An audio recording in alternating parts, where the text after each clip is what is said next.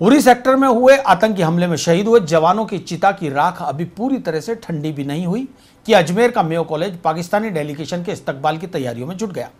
अजमेर में पाकिस्तानी डेलीगेशन के आने की खबर सार्वजनिक होते ही इसका विरोध शुरू हो गया।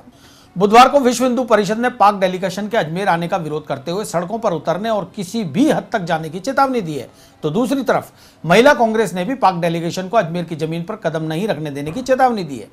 कश्मीर के उरी सेक्टर में भारतीय सेना के 18 जवानों की शहादत के बाद पूरे देश में पाकिस्तान के खिलाफ गुस्सा है।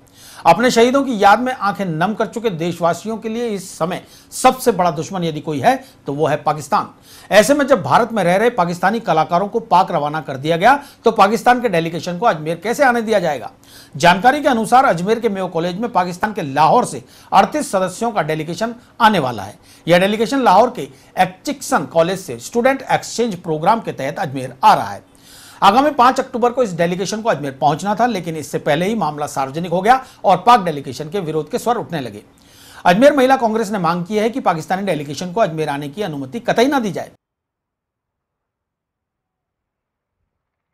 बार बार हमारे ही देश के सैनिक शहीद होते हैं और जवाबी कार्रवाई के नाम पर भी कुछ नहीं हो पाता है, लेकिन ये एक नई बात के एक डेलीगेशन पाकिस्तान से आ रहा है अपने अजमेर में, तो ये समझ से बाहर है। इस तरह के डेलीगेशंस पर रोक रखनी चाहिए, क्योंकि एक तरफ तो हमारे भारत के प्रधानमंत्री जी खुद कह रहे हैं कि मैं सार्क के देशों के सम्मेलन में भाग नहीं लूँगा, और दूसरे अगर ये डेलीगेशन आता है तो ये जनता की भावनाओं के साथ खिलवाड़ होगा, क्योंकि आज भी गुस्सा शांत नहीं हुआ है। जो 17 सैनिक जो वर्तमान में हमारे शहीद हुए हैं उनको लेकर के लोगों में बहुत ज़्यादा पाकिस्तान के खिलाफ बन चुके माहौल के बीच विश्व हिंदू परिषद भी इस डेलीगेशन को भारत नहीं आने देने की मांग कर रहा है।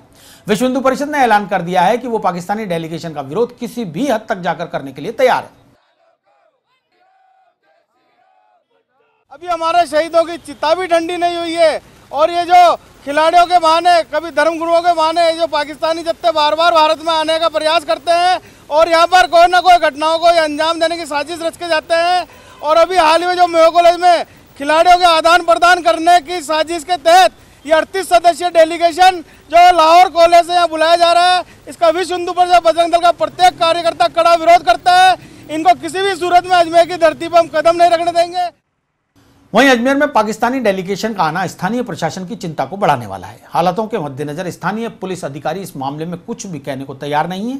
दूसरी तरफ मेयो कॉलेज प्रशासन ने इसे स्टूडेंट एक्सचेंज प्रोग्राम का हिस्सा करार देते हुए सरकार के निर्णय को लंबित बताते हुए सरकार के आदेश की हर संभव पालना करने की बात कही है।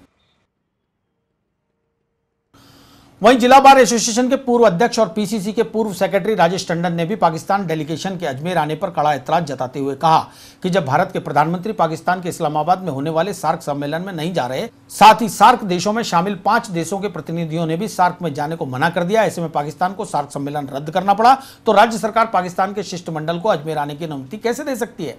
लिहाजा भारतीय लोगों की भावना से खिलवाड़ न करें और पाकिस्तानी शिष्टमंडल को किसी भी हालत में भारत आने की अनुमति न दी जाए।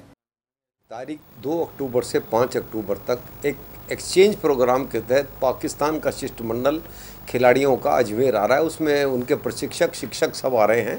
उसका हम पुरजोर विरोध कर रहे हैं कि पठानकोट और उड़ी की घटनाओं के बाद पाकिस्तान के हमारे रिश्ते बहुत तनावपूर्ण हैं। अगर अब ये पाकिस्तान शिष्टमंडल आएगा, हमने माननीय मुख्यमंत्री जी को कह दिया है कि हम उसका पुरजोर विरोध करेंगे, एक जन आंदोलन बना देंगे, और अगर ये मेरी बात नहीं मानी तो मैं आमरण अनशन पर बैठूंगा।